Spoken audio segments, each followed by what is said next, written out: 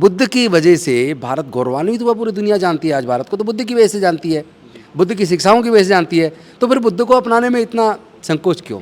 19 अप्रैल 1979 मेरी बड़ी बहन की शादी में दबंगों ने बारात पे हमला किया कि आप इतना नाच कूद के बारात क्यों निकाल रहे हो। हमले में काफ़ी लोगों को चोट आई, लगभग 40-50 जवान सीआरपीएफ के लगभग 2 महीने मेरे घर पे रहे।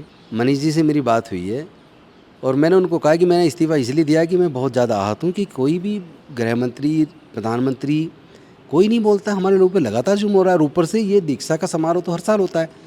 ये 22 प्रतिज्ञाएँ तो भारत सरकार ने खुद मिनिस्टर ऑफ एक्सटर्नल अफेयर्स ने छपवाई हैं। केवल गुजरात के चुनाव को में हार रही है बीजेपी, इसलिए वो इसको मुद्दा बना रही है। और इतने सारे जो हमने काम किए हैं, जो एक अच्छी राजनीति की शुरुआत की, इसको रुकने थोड़ी ना देना है। दिल्ली पुलिस परसों शाम को मेरे घर आई थी 3:30 बजे के आसपास। उन्होंने मेरा बयान लिया, उन्होंने पूछा क्या आप इस कार्यक्रम में मौजूद थे? मैंने कहा मैं मौजूद था।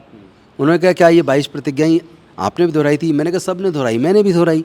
उसने पूछा आयोजक कौन था? मैंने कहा मिशन जय भीम और दी बुद्धिस्ट सोसाइटी ऑफ इंडिया था। उन्होंने पूछा कि क्या इसमें अरविंद केजरीवाल जी को और आपकी पार्टी को पता था प्रोग्राम का? मैंने कहा नहीं।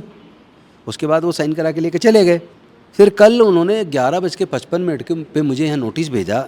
मैं गया और उनको मैंने वो वॉल्यूम निकाल के दिए, भारत सरकार के छापे हुए वॉल्यूम, जिसमें वो 22 प्रतिज्ञाएँ भारत सरकार ने छापी हैं। उन्होंने मेरे से पूछा कि क्या इस प्रोग्राम की जानकारी अरविंद केजरीवाल को और आपकी पार्टी को थी? मैंने कहा नहीं। जहाँ तक रेजिग्नेशन देने की बात है, वो कोई बाहर ही नहीं रहा, कोई मुझे जरा सा भी सिकन मेरे चेहरे पर आप नहीं देखेंगे। पहली बात तो मैं बताऊँ, रिजाइन करने के 2 कारण हैं। एक कारण ये है कि हमारे देश के राष्ट्रपति रहते हुए रामनाथ कोविंद जी को पुरी के जगन्नाथपुरी के मंदिर में नहीं घुसने दिया। एक आईपीएस ऑफिसर को, जिनकी पत्नी आईएफएस है, घोड़ी पर बारात निकालने के खिलाफ धमकी मिली।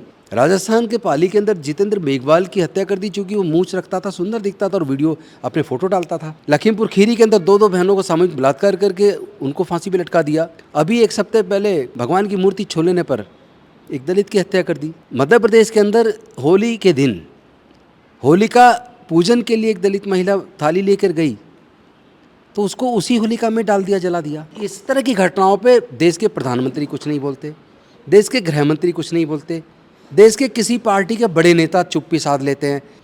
क्या आप मतलब जाति और धर्म देखकर बोलेंगे? मैं पूछना चाहता हूँ कि अगर हम हिंदू हैं तो मूंछ रखने पर हमारे समाज के लोगों की हत्या क्यों? अगर हम हिंदू हैं तो भगवान की मूर्ति छू लेने पर या मंदिर प्रवेश पर हमारी हत्या क्यों? अगर हम हिंदू हैं तो घड़ा छू लेने पर हमारी हत्या क्यों? डॉक्टर बाबा साहेब अम्बेडकर प्रबुद्ध भारत बनाना चाहते थे। समता, स्वतंत्रता, बंधुता, न्याय, प्रज्ञा, करुणा, शील, मैत्री, ये इस विचार का भारत बनना चाहिए। देखिए, जिससे भारत मजबूत हो, जिससे भारत में प्यार पैदा हो, जिससे भारत में मानवता पैदा हो, जिससे भारत का गौरव बढ़े।